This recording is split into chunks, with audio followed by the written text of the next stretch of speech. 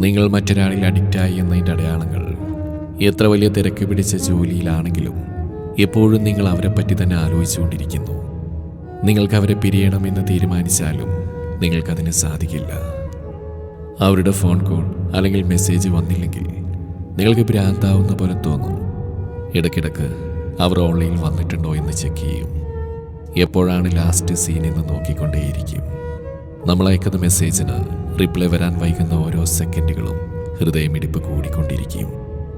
എന്ത് ജോലി എടുക്കുകയാണെങ്കിലും അവരെപ്പറ്റി മാത്രം ആലോചിച്ച് നിങ്ങൾക്ക് എടുക്കുന്ന ജോലിയിൽ കോൺസെൻട്രേറ്റ് ചെയ്യാൻ കഴിയില്ല.